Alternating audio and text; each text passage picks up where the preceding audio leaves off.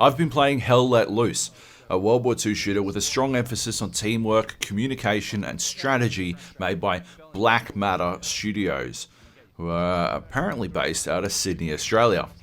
It looks great, it runs pretty well most of the time, and it has the sort of high lethality that I tend to love in games. I don't know why, but I gravitate time and again towards games where one-shot kills. Oh, and the sound in it is phenomenal. In terms of precise sound, I think only DICE has this game beat, and when everything starts exploding around you, you know about it. Oh shit, the bombing run! How am I alive? How? I'm not. Wow. One thing I noticed, however, is that despite loving the opportunity to pull off a sick flank and crack out some amazing kills, I keep coming back to, more than anything, the medic role. And it got me wondering, why is the medic role so compelling in shooters? I think in games in Overwatch and Team Fortress, hero shooters, the answer is quite simple. Medics give players the opportunity to meaningfully contribute without the pressure of winning in combat. That's not to say they're not able to win fights, just that it's not their primary goal. The combat mercy is a rad idea in theory, but in practice it's seen a lot of teams lose. But I'm talking more about games where the lines between roles are a little more blurred. In Battlefield, the medic is as capable as any other class. For a while, when the Thompson was too powerful in Battlefield 5, people would pick medic for the weapons and then actively ignore their Hippocratic oath.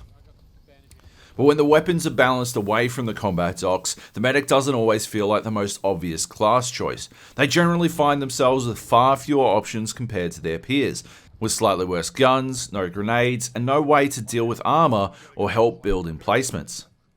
And yet I can't stop myself from picking them. I guess a part of it is the same as it is in hero shooters. If playing the fucking objective is a crippling part of the way you play games, it's hard to go past the medic. That giant flank with your squad deep into enemy territory, if you get your teammates back up when they get dropped, you're PTFO. And while I'm on the hero shooter thing, I'm a firm believer that every competent team needs a healer. And I've played enough Overwatch to know that sometimes, even if you can shoot circles around everyone else on your team, the only way to make sure your team has a healer is to be the healer yourself. So there's that factor. And there's also a bit of Enrique Iglesias in the mix here. There's nothing quite like swooping in under heavy fire to get your teammates back into the fight. Smoke all around you as in your head the music rises and you sing to yourself, I can be a hero, baby. I can take away your pain. But that's still tied a little bit to the hero shooter thing. Getting a bunch of teammates up under fire is the non-combat version of the 1v4 clutch play, contributing without actually dealing direct damage. And while all of the above is part of what draws me to playing the medic, I don't think it's the entire answer. I think there's a hidden factor, one that only shows its hand in games like Hell Let Loose. HLL is a member of what I think of as the Project Reality subgenre of shooters. It's a game with a fairly high skill floor. It's not the sort of game you can just pick up and play, but once you reach that base level of play, it's an intensely compelling experience. One of the biggest challenges to reaching that base level, though, is information. All games are won and lost on information, but these Project Reality games increase their complexity by restricting it from you. Where in other games like Battlefield you wind up with loads of info thanks to a variety of mechanics, spotting, minimap indicators, things like that, Hell Let Loose, Squad and others take it away from you. Instead, it's you, some broad indications of who's on the same team as you, and whatever your squad leader is telling you over the in-game comms. And as a new player starting out, this can make things more challenging than it needs to be. Assume the medic role, however, and an entire world of information opens up for you.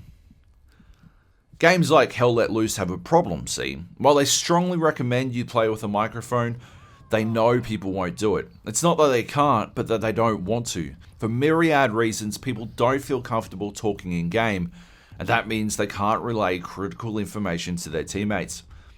To overcome this problem, the HUD will communicate this information for you. In Hell Let Loose, a bandage icon means, I need healing, while a syringe tells you that they are dead and need to be revived. It saves that player from having to scream medic over and over, which is probably a good thing if you're playing games at 2 o'clock in the morning.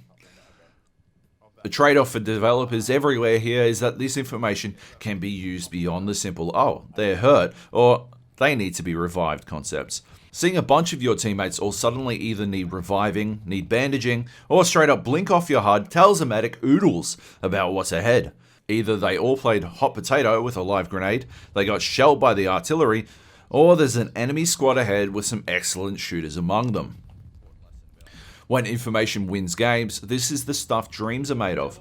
Medics have this sort of information constantly in these large-scale battle games, and I think it's such a fascinating aspect of the game. I should point out that in games like Squad or Hell Let Loose, the squad leader and commander roles often have this information too, but both of those roles come with a load of extra pressure that someone who hasn't reached the skill floor of the game wouldn't be ready for. I don't only use the extra information medics get for cheekily sniffing out enemy squads, mind you.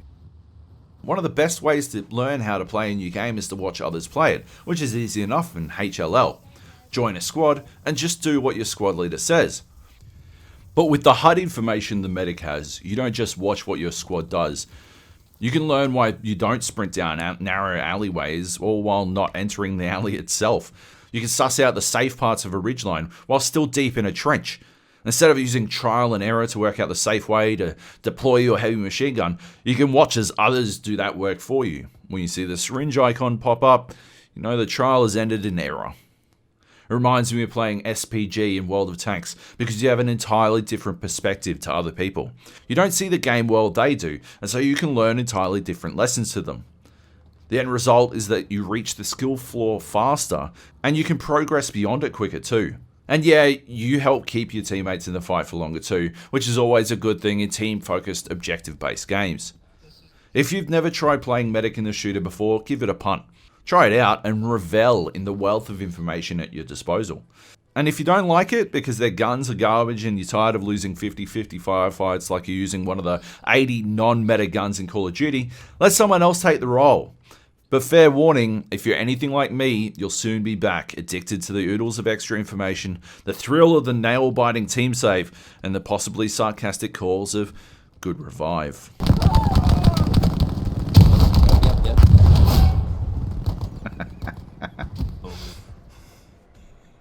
Ace Joby, good revive.